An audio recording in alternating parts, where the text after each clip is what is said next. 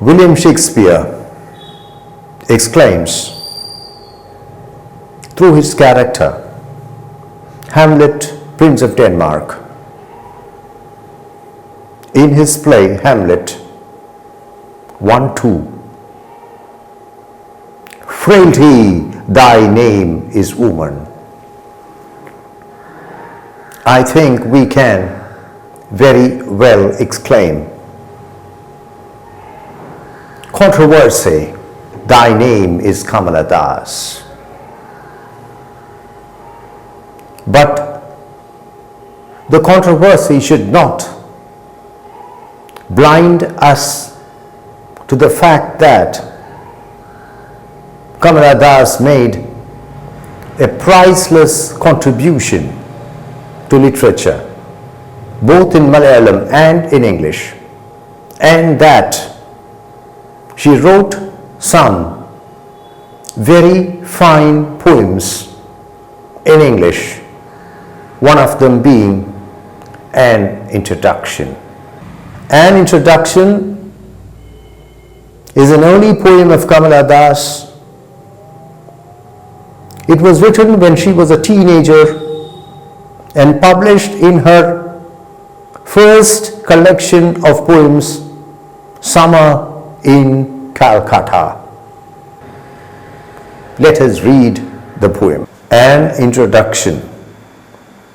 I don't know politics, but I know the names of those in power and can repeat them like days of week or names of months, beginning with Nehru. I am Indian, very brown, born in Malabar. I speak 3 languages, write in 2, dream in 1. Don't write in English, they said. English is not your mother tongue. Why not leave me alone? Critics, friends, visiting cousins, every one of you. Why not let me speak in any language I like? The language I speak becomes mine. Its distortions, its queerness, all mine, mine alone. It is half English, half Indian, funny perhaps, but it is honest.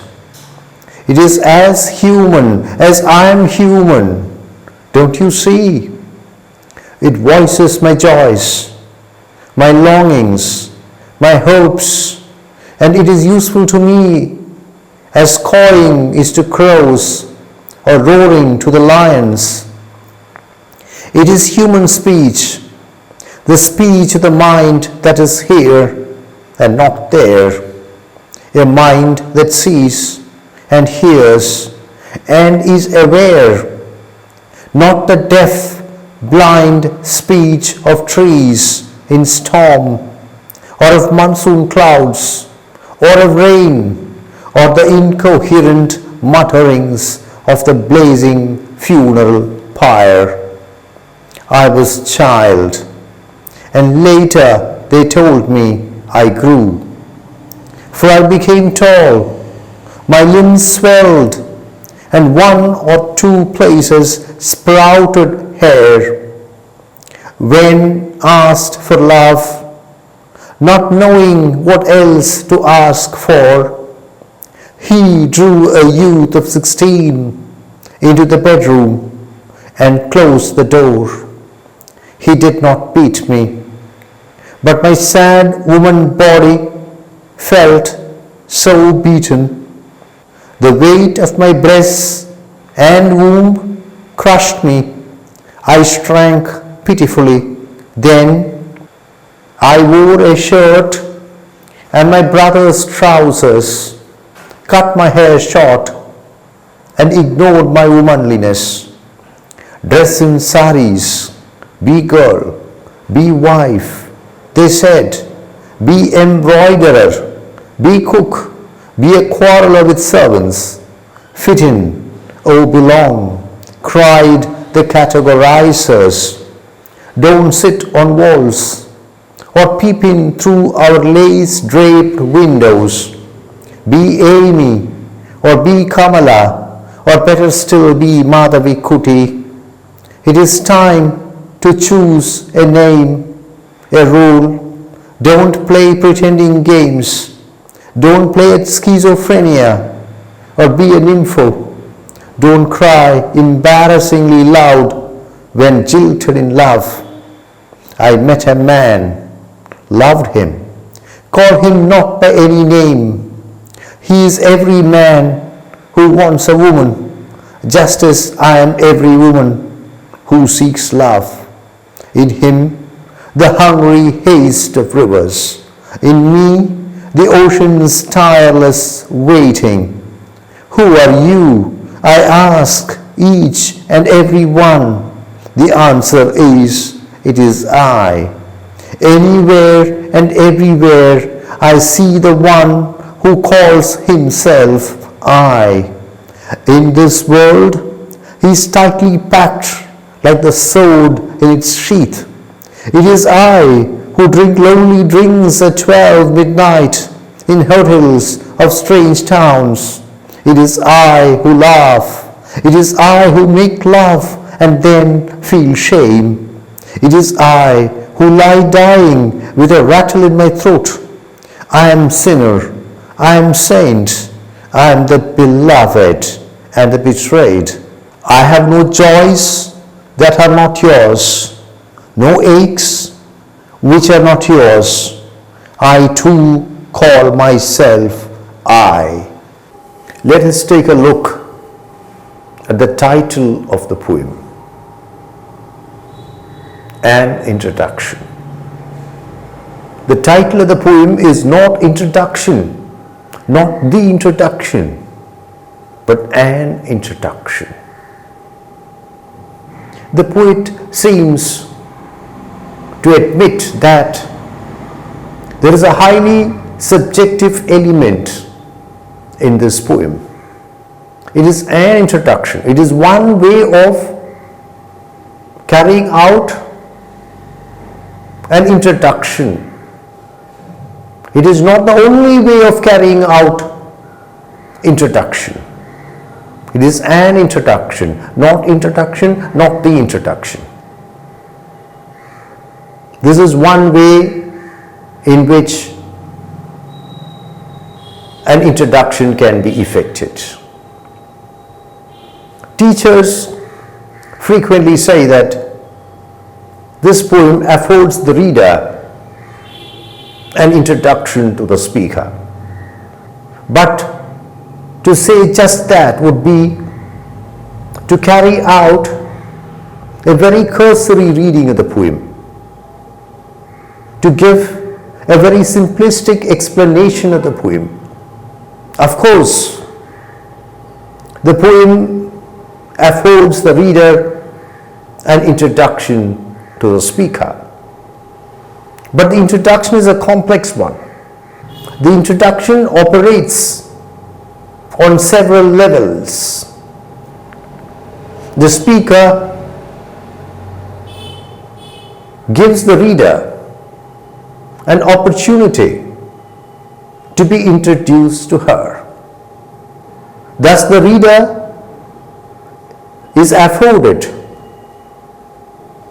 an opportunity to be introduced to the speaker. The speaker as a middle class woman, the speaker as a writer, the speaker as a poet,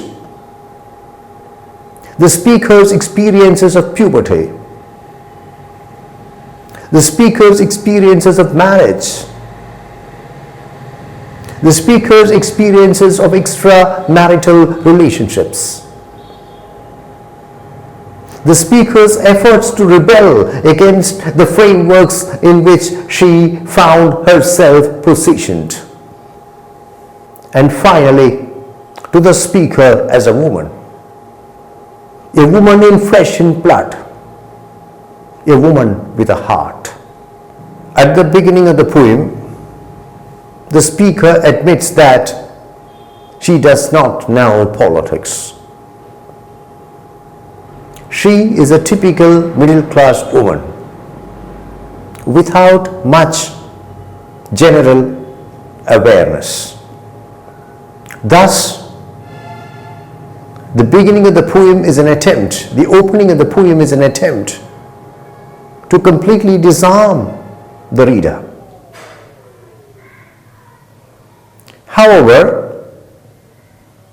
the poet now qualifies this admission. She clarifies that she knows the names of those in power and can repeat them like days of week, names of months, beginning with Nehru. The speaker has some knowledge of politics.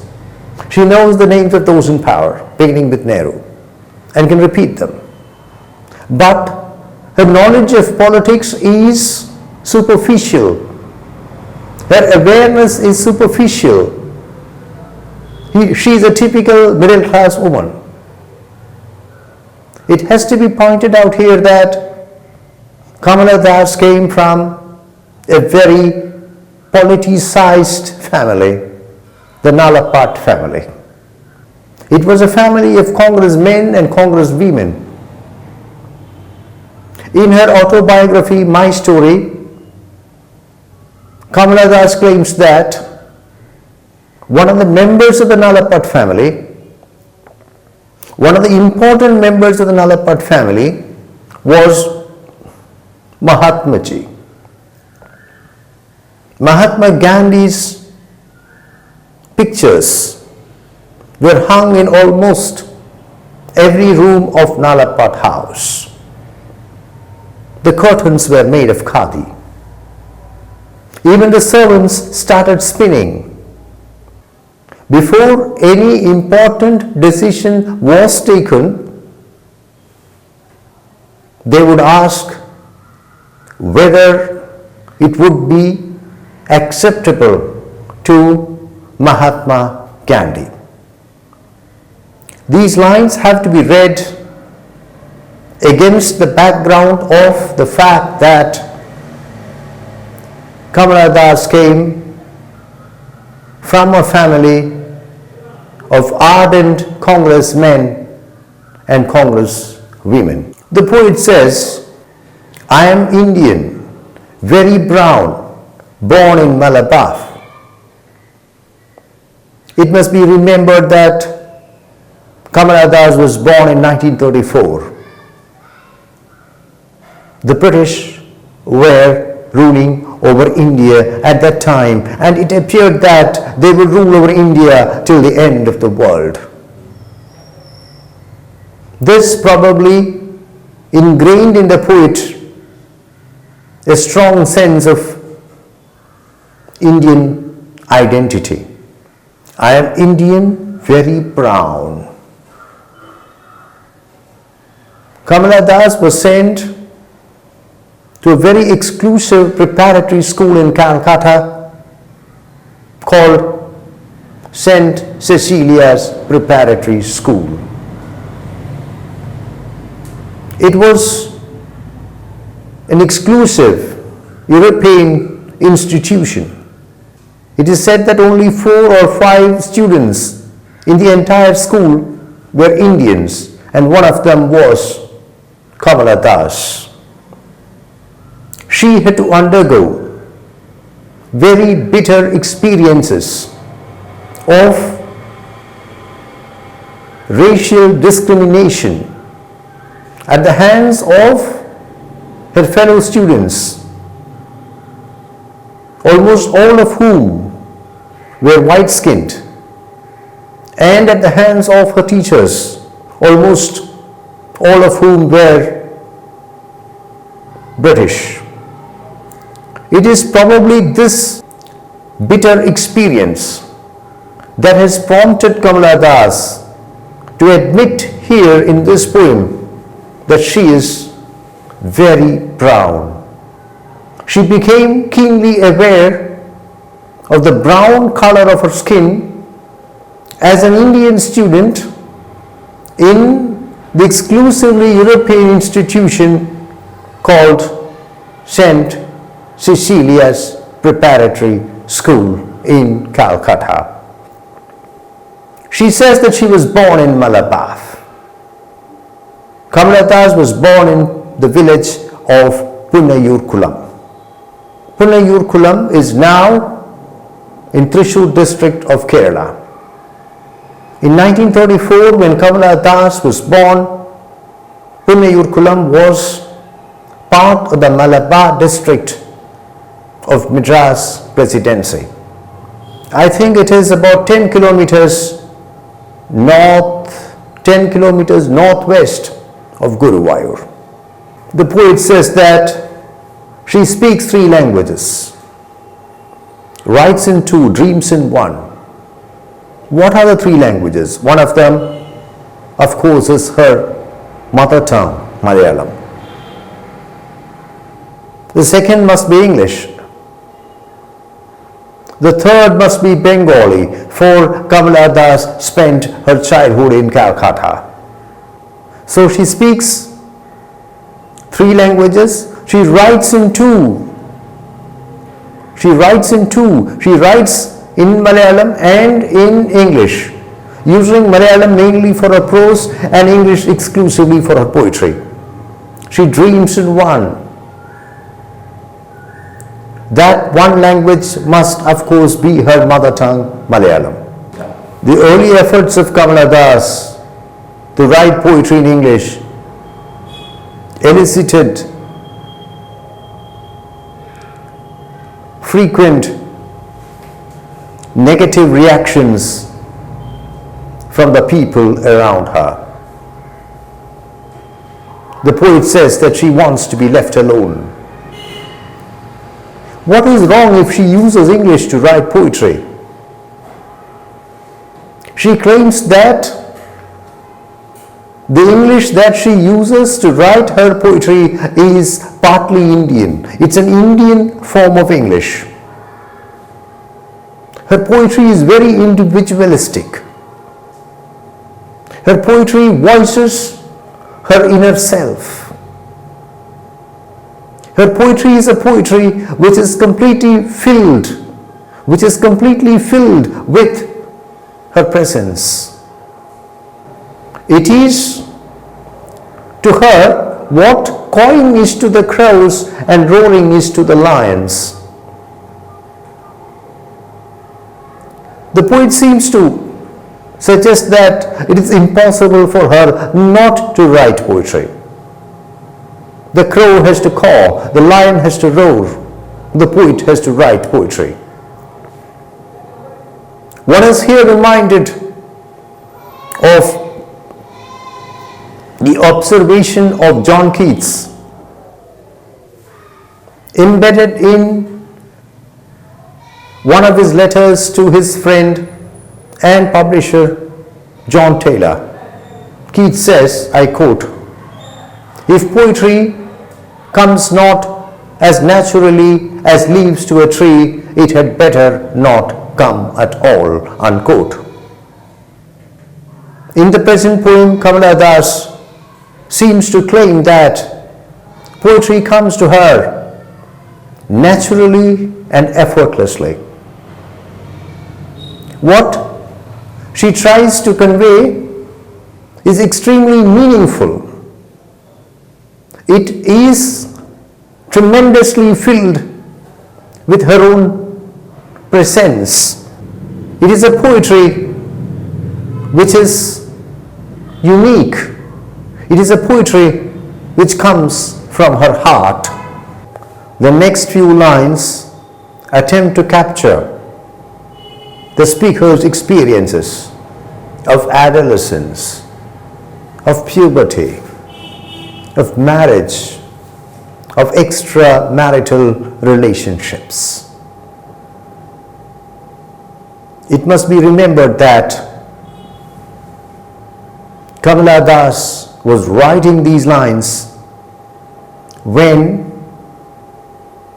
it was unthinkable for an Indian poet in English, especially a woman poet, to discuss such matters in poetry.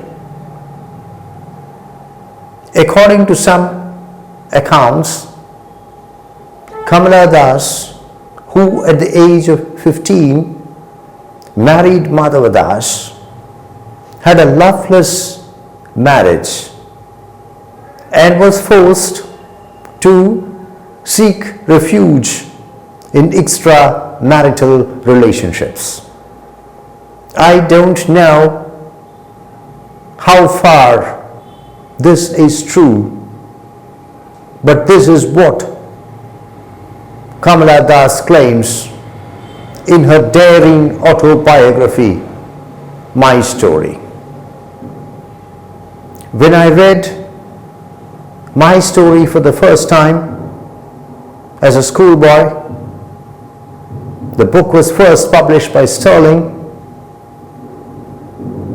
When I read My Story for the first time, I was awestruck by the innumerable extramarital relationships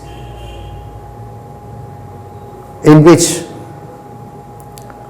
the writer claimed to have sought solace, and I exclaimed, "Here is God's plenty." The poet claims that she went through a tomboy phase. She wore her hair short. She wore her brother's trousers. She rebelled against the frameworks in which she found herself positioned.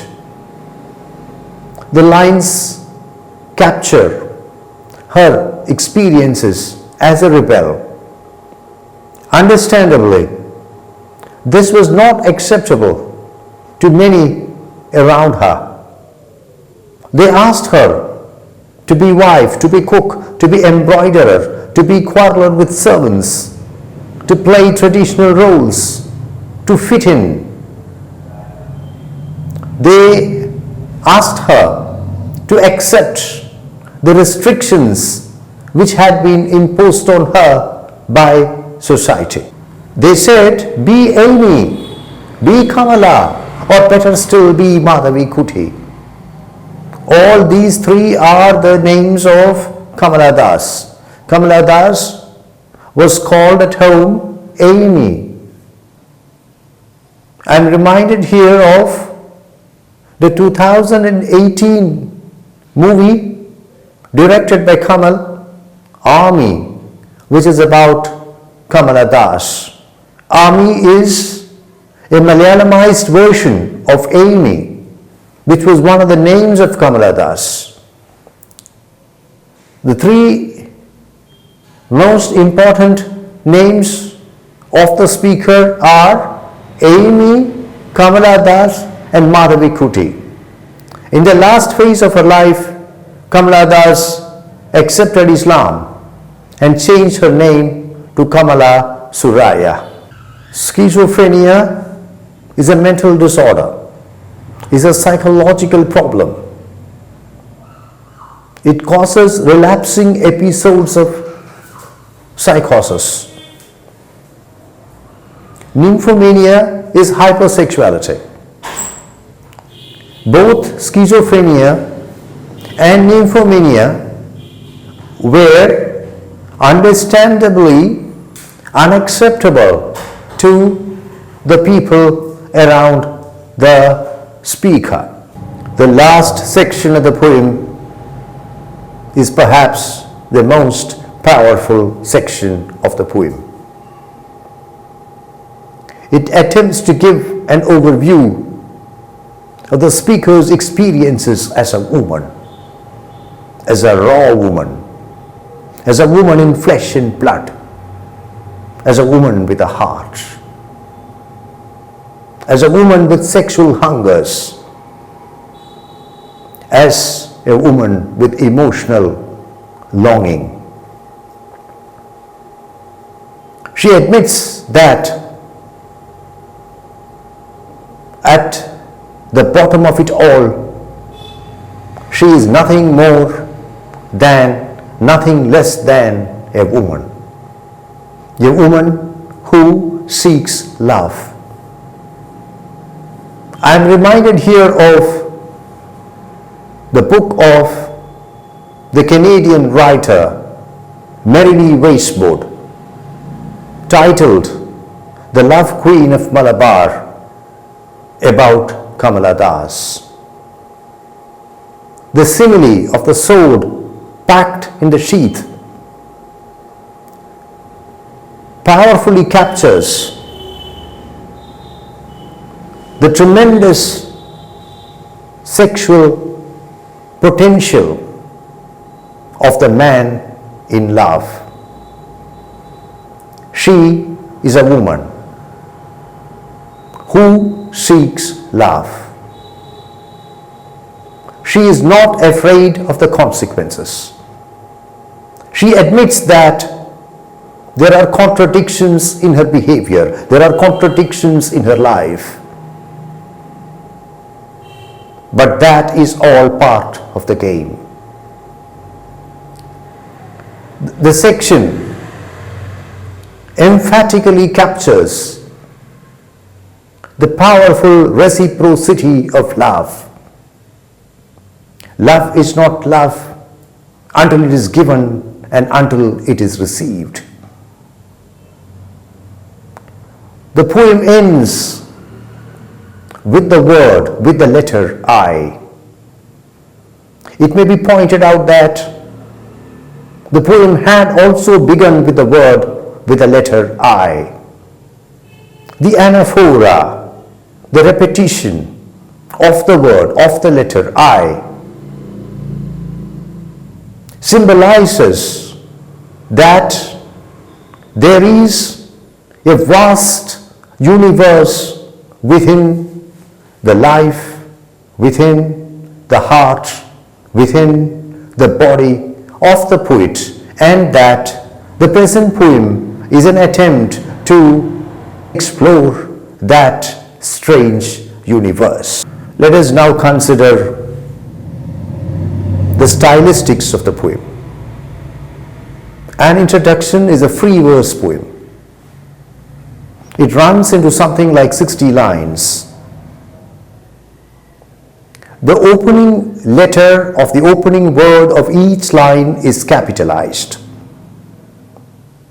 There is skillful play of linear length. The poem is conversational in tone. The imagery is powerful. The poet makes brilliant use of ellipses.